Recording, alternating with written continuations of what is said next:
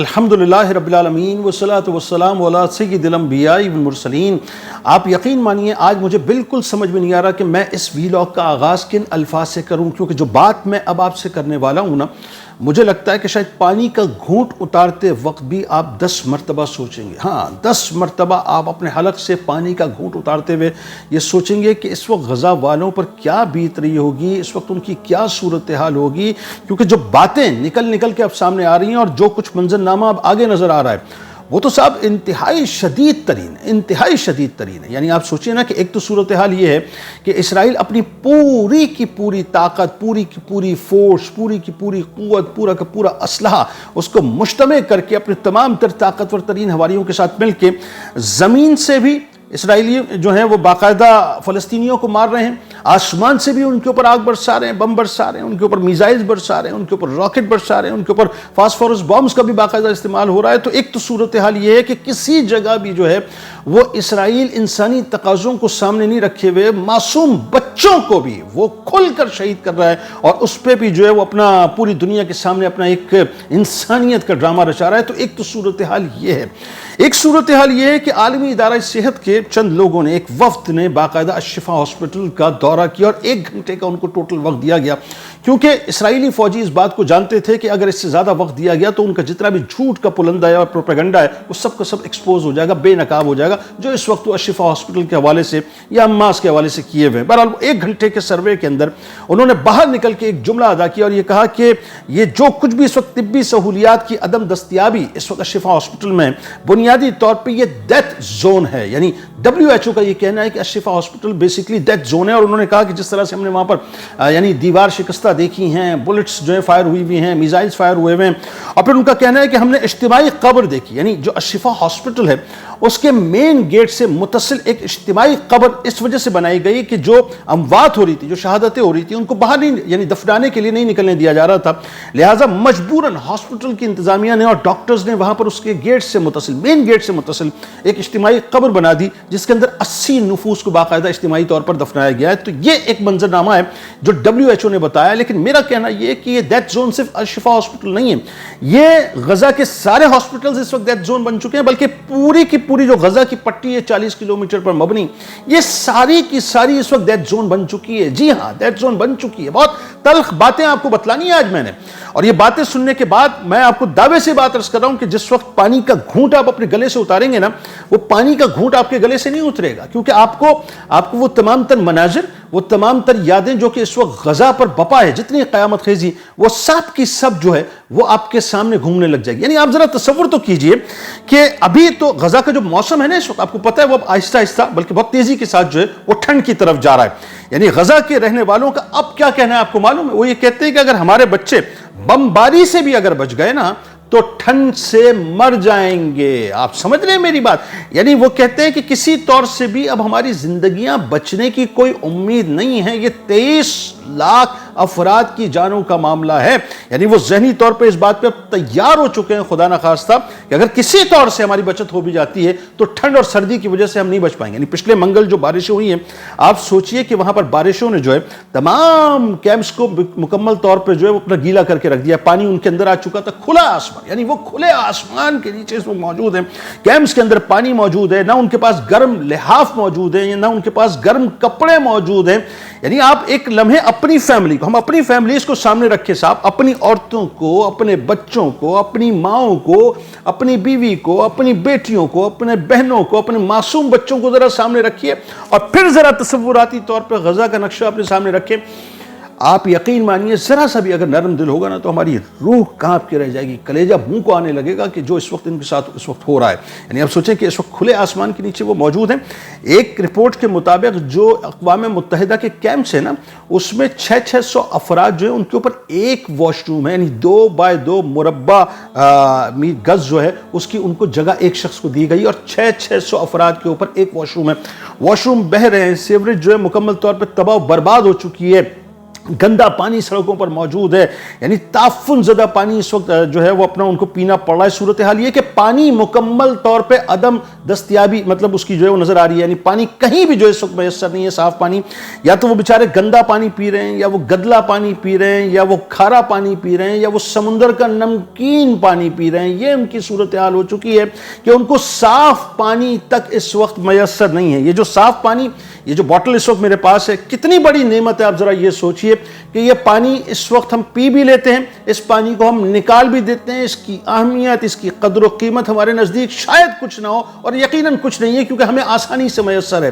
اس ایک پانی، یعنی اس ایک پانی کی بوٹل کی اگر قدر و قیمت اس وقت آپ نے سمجھنی ہے نا، تو جا کر غزہ والوں سے سمجھے کہ جنہیں ایک گھونٹ صاف پانی میسر نہیں ہے، ان کو مجبوراً گندا پانی پینا پڑ رہا ہے، ان کو مجبوراً کھارا پانی پینا پڑ رہا ہے. مرتا نہیں کیا کرتا، ان کو سمندر کا نمکین پانی پینا پڑ رہا ہے، اور وہ اپنی جانیں بچانے کے لیے پانی پی رہے ہیں. لیکن وہ یہ جانتے ہیں کہ جو پانی پی رہے ہیں اس سے ان کی جانیں نہیں بچیں گی. بہت تیزی کے ساتھ یہ مرنے کی طرف جا رہے ہیں، بہت تیزی کے ساتھ یہ شہادتوں کی طرف جا رہے ہیں. یعنی ان کو صاف پانی تک یہاں پر میسر نہیں ہے. کھلے آسمان کے نیچے موجود ہیں، اور عالم یہ ہو گیا ہے کہ ایک محتاط رپورٹ کے مطابق تقریباً وہاں پر جو ڈائریا کے مریض ہیں وہ 44,000 کے قریب ہو چکے ہیں اس پانی کی وجہ سے. 44,000 کے قریب لوگوں کے معدے خراب ہو چکے ہیں، لوگوں کے گردے فیل ہونا شروع ہو گئے. یعنی 1100 افراد ایسے ہیں جن کے گردے فیل ہو چکے ہیں، اور مزید آگے کچھ نہیں پتا. کیونکہ ظاہر ہے لوگ جو ہیں جب گندا پانی پئیں گے تو آپ سوچیے کہ ان کی صورتحال کیا ہوگی ان کے جسم کی. ان کا معدے خراب ہو جائیں گے، ان کا جگر خراب ہو جائے گا، ان کی باڈی خراب ہو جائے گی، ان کے گردے فیل ہو جائیں گے. تو 1100 کے قریب تو رپورٹڈ کیسز ہیں. نان رپورٹڈ کیسز کی میں بات اس وقت نہیں کر رہا. یہ جتنی فگرز آپ سن رہے ہیں نا، یہ رپورٹڈ کیسز کی کر رہا ہوں میں. اس کے علاوہ سانس کا جو انفیکشن ہے، کیونکہ ظاہر اب سردی بڑھ رہی ہے، وہاں پر جو گندگی بے انتہا ہو چکی ہے، ٹھنڈ جو ہے وہ آہستہ آہستہ بڑھتی چلی جا رہی ہے. یعنی آپ سوچئے ٹھنڈ کا عالم یہ ہو گیا ہے کہ ان بیچاروں کے پاس گرم کپڑے اور کمبل موجود نہیں ہے، تو اپنے بچوں کو جو ہے اپنے سینوں سے لگا کر اپنے ساتھ لپیٹ کے بیچارے سو رہے ہیں.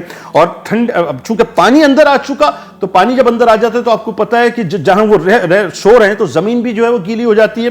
اگر کپڑا رکھا ہوا ہے تو کپڑا گیلا ہو گیا، گدا رکھا ہوا ہے تو گدا گیلا ہو گیا، پھر اس کو سکھانے کا کوئی انتظام نہیں ہے، کھلا آسمان ہے. تو صورتحال اس طرح کی ہو گئی ہے کہ سانس کے انفیکشن کے جو مریض ہیں وہ 70,000 سے اوپر اس وقت تک وہاں پر ہو چکے ہیں.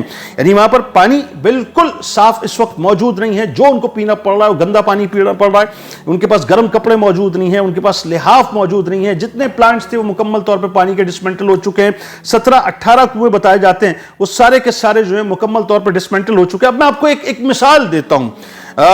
البلہ کیمپ ایک ہے، اس سے تعلق رکھنے والا ایک شخص ہے، 60 سال اس کی عمر ہے، سمیر اسد اس کا نام ہے. یہ میں ایک سیمپل کیس آپ کے سامنے رکھا ہوں. اب اس کو آپ بائی اینڈ لارج بڑے پیمانے پہ دیکھ لیجئے کہ کیسز کی صورتحال وہاں پہ کیا ہوگی. وہ بلڈ پریشر کے مریض ہے، وہ 60 سالہ شخص جو ہے وہ کہتا ہے کہ مجھے جو ہے وہ نمکین پانی پینا پڑ رہا ہے، اور جس کی وجہ سے میرا بلڈ پریشر جو ہے بوسٹ ہو جاتا ہے. ظاہر ہے جب آپ نمک آپ کھاتے ہیں، بلڈ پریشر کا کوئی بھی مریض ہوگا تو اسے تو الاؤ ہی نہیں ہے. تو جب وہ نمکین پانی پیے گا تو صورتحال کیا ہوگی کہ اس کا بلڈ پریشر کیسے شوٹ کرے گا. تو وہ کہتے ہیں کہ مجھے مجبوراً پانی کو گرم کرنا پڑتا ہے. گرم کرنے کے بعد جو ہے اس کا مطلب میں اس لیے کرتا ہوں کہ تھوڑا سا اس کا کھاری پن جو ہے وہ ذرا کم ہو جائے، نمکین پن جو ہے اس کا تھوڑا سا کم ہو جائے، اور اس کے بعد میں اس کو مطلب سپ لے کے پیتا ہوں. اس نے ایک جملہ کہا، اس نے کہا یہ لوگ ہمیں بنیادی طور پہ پیاس سے مارنا چاہتے ہیں. یہ جو اسرائیلی ہیں یہ ہمیں پیاس سے مارنا چاہتے ہیں، اور یہ چاہتے ہیں ہمیں مجبور کر رہے ہیں کہ ہم یہ پانی پئیں تاکہ ہم جلد سے جلد جو ہے وہ موت کے قریب ہو جائیں. یعنی دوسرے لفظوں میں یہ کہہ لیجئے کہ یہ اسرائیل جو ہے وقت کا یزید بنا ہوا ہے. جس طرح سے یزید نے امام علی مقام امام حسین علیہ السلام اور ان کے رفقا پر پانی کو بند کر دیا تھا نا، اس نے بھی وقت کا یزید بن کے جتنے بھی فلسطینی مائیں بہنیں بیٹیاں بچے ہیں اور بزرگ ہیں ان سب کے اوپر پانی کو مکمل طور پہ بند کر دیا. ایڈ ان تک پہنچ نہیں رہی ہے، خوراک کی بہت زیادہ کمی ہو گئی ہے. یعنی جو اس وقت سب سے بڑا مسئلہ ہے وہ یہ ہے کہ ان کو نہ صاف پانی میسر ہے، نہ ان کو خوراک میسر ہے، نہ ان کو طبی سہولیات میسر ہیں. اور جو ٹھنڈ اب آ گئی ہے، یعنی اس وقت آپ کو میں بتاؤں جو یہ غزہ کی پٹی کا موسم ہے یہ ریزمبل کرتا ہے بنیادی طور پہ لاہور کے جو ویدر ہے اس کے ساتھ، آلموسٹ جو ہے اس کے قریب اس کا ویدر ہوتا ہے. اب جیسے جیسے ذہن میں رکھیے گا لاہور کا ٹیمپریچر گرتا جائے گا، سردی بڑھتی جائے گی، ایسے ایسے غزہ کی صورتحال بھی آپ کے سامنے ہوگی. بارشوں کا سلسلہ آج بھی پریڈکٹ کیا گیا ہے کہ بارشیں ہونے والی ہیں. تو جیسے ہی بارشوں کا سلسلہ بڑھے گا خدا نہ خواستہ اور وہاں پہ بارشیں بڑھیں گی تو آپ سوچئے کہ ٹھنڈ بڑھے گی، پانی جو ہے وہ زمین کے اوپر موجود ہوگا، کھلے آسمان کے نیچے وہ اس وقت موجود ہیں، ٹھنڈی ہوائیں، ٹھنڈی زمین. مطلب آپ ذرا سوچئے، آپ اس بات کو تصور میں لا کر بیان کر کر ہی نہیں سکتے جو قیامت صغریٰ اس وقت غزہ کی پٹی پر رہنے والے مسلمانوں کے اوپر برس رہی ہے. یعنی یہ 23 لاکھ جانوں کا مسئلہ آ چکا ہے. ایک طرف تو اسرائیل ان کو مستقل اسلحے سے مار رہا ہے، ان کو شہید کر رہا ہے، اور دوسری طرف اب یہ جو صورتحال پیدا ہو گئی ہے موسم کی، یہ مزید ان کو تباہی کی طرف اور شہادتوں کی طرف لے کے جائے گی، خدا نخواستہ. بس اس تصور کو ذہن میں رکھیے کہ اگر ان کی جگہ ہماری اپنی فیملیز ہوتی تو ہمارا حال کیا ہوتا، ہماری تڑپ کیا ہوتی، ہماری اس وقت سوچ کیا ہوتی، ہم کیا کچھ کرتے. بس جو کچھ آپ کر سکتے ہیں صاحب اس وقت فلسطینیوں کے لیے کر گزریے. کل بروز محشر یہ آپ کے میرے ہم سب کے لیے توشہ آخرت یقیناً ہوگا، اس میں کوئی دوسری رائے نہیں ہے. یہ ٹیسٹنگ پیریڈ ہے.